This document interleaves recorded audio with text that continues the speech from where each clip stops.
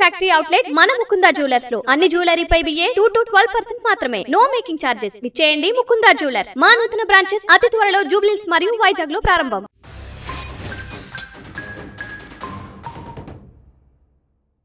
ఆ ఇంట్లో అందరూ ఆడవాళ్లే. మగదిక్కులేని సంసారమని జాలి చూపాల్సిన బంధువులే రాబంధువుల్లా మారారు.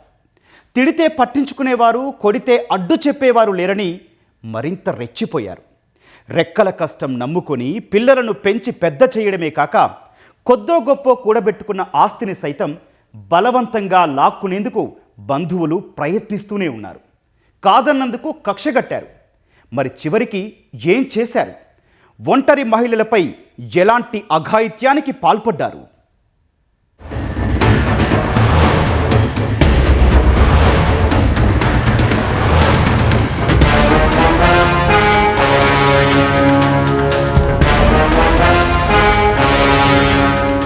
ఏలూరు జిల్లా జంగారెడ్డిగూడెం ఎస్సీ కాలనీలో ఇద్దరు కుమార్తెలతో కలిసి కలపాల జీలుగులమ్మ నివసిస్తోంది. భర్త కొన్నేళ్ల క్రితం చనిపోవడంతో తన తల్లితో కలిసి ఉంటోంది. అయితే ఇంటి పక్కనే ఉండే తన అన్న కుటుంబంతో జీలుగులమ్మకు దాదాపు 30 ఏళ్లుగా ఆస్తి తగాదాలున్నాయి. ప్రస్తుతం అది కోర్టుకు చేరడంతో రెండు కుటుంబాలు న్యాయస్థానాలు, పోలీస్ స్టేషన్ల చుట్టూ తిరుగుతున్నారు. 2.5 ఎకరాల పొలం గురించే ఇప్పటికే అనేకసార్లు కేసులు పెట్టుకున్నారు. ఈ క్రమంలోనే రెండు కుటుంబాల మధ్య మరోసారి ఘర్షణ తలెత్తింది.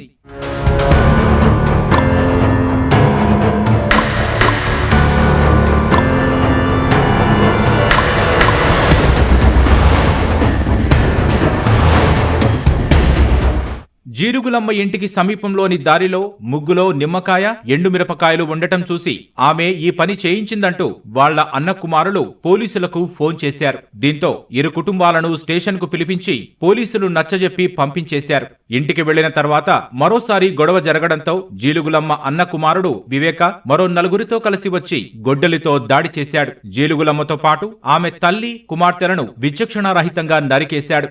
ఈ దాడిలో జీలుగులమ్మ ఆస్పత్రికి తరలించే క్రమంలో మృతి చెందగా ఆమె తల్లి చుక్కమ్మ చికిత్స పొందుతూ కన్నుమూసింది. ఇద్దరు కుమార్తెలు ధనలక్ష్మి, ఉషారాణి తీవ్రంగా గాయపడ్డారు.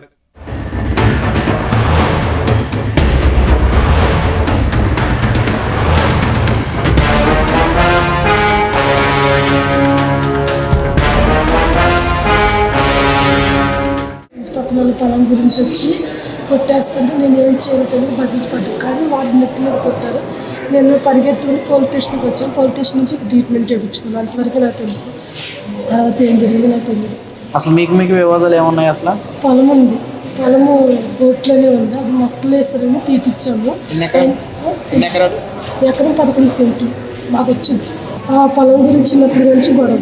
20వ తారీఖున మా అమ్మ వాళ్ళు స్టేషన్కి వెళ్ళొచ్చిన తర్వాత ఇంట్లో మా అమ్మగారు నన్ను తిడుతుంటే వాళ్ళు వీళ్ళు ఎలాగైనా చంపేయాలి, నరికేయాలి, ఈ పొలం ఆస్తి మొత్తం మనమే తీసుకోవాలి అని చెప్పేసి ఆడపిల్లలు ఎవరూ లేరని చెప్పేసి వచ్చి గొడ్డలు ఇచ్చుకుని వచ్చి మా అమ్మని, మా అక్కని, మా అమ్మమ్మని నరికేశారు.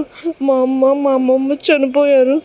మేము ఆడపిల్లలు అని చెప్పి మాకు దిక్కు లేదని చెప్పి మా నాన్నగారు లేరు. గాయం చేసిన వాళ్ళు అయితే మా తాత వాళ్ళ అన్నయ్య వాళ్ళ మనవాళ్ళు అండి. అంటే మా పెద్ద తాత వాళ్ళ మనవాళ్ళు. వీళ్ళు గొడ్లు, కత్తులు, ఇటుక బెడ్డలు ఇచ్చి కొడతా కూర్చి మా అమ్మమ్మని చంపేశారండి. గొడ్లతో నరికింది ముప్పుడు వివేక్ అండి. మా అమ్మని 3 పూటలు వేసారండి. మా అమ్మ అక్కడికక్కడ చనిపోయిందండి. ఈ ఆస్తి తగాదాల గురించి సుమారుగా మా అమ్మ 35 సంవత్సరాల నుంచి తిరుగుతుందండి. మాకు న్యాయం జరిపించండి. ఆస్తి తగాదాల నేపథ్యంలోనే కక్షగట్టి ఈ హత్యలకు పాల్పడినట్లు పోలీసుల ప్రాథమిక విచారణలో తేలింది. గొడ్డలితో దాడి చేసిన వివేక్ తో పాటు అతనికి సహకరించిన మరో 4గురిపైన కేసు నమోదు చేసినట్లు పోలీసులు తెలిపారు. ముద్దాయిలందరూ కూడా వాళ్ళని పట్టుకోవడానికి సెర్చ్ పార్టీలు ఏర్పాటు చేయడం జరిగింది. వీళ్ళకి ఉన్నటువంటి 2 ఎకరాల 25 సెంట్ల భూమి గురించి తాతల తరం నుంచి కూడా డిస్ప్యూట్ ఉంది. వీళ్ళిద్దరు అన్నలదమ్ముల పిల్లలు కాబట్టి ఎవరు ఆ భూమిని చేసుకోవాలనే దాని మీద ఈ ఆధిపత్య పోరులో మనస్పర్ధలు పెంచుకొని నిన్న ఇంటి ముందు ఏదో మంత్రించిన నిమ్మకాయలు, మిరపకాయలు వేశారనే విషయం మీద గొడవ రైజ్ చేసుకొని ఈ ఘటన జరగడానికి కారణమైంది. పాత కక్షల నేపథ్యంలో మాటామాటా పెరిగి ఘర్షణకు దారితీసింది. క్షణికావేశంలో విచక్షణ కోల్పోయి చేసిన దాడిలో 2 నిండు ప్రాణాలు బలవ్వగా మరో 2 తీవ్రంగా గాయపడ్డారు.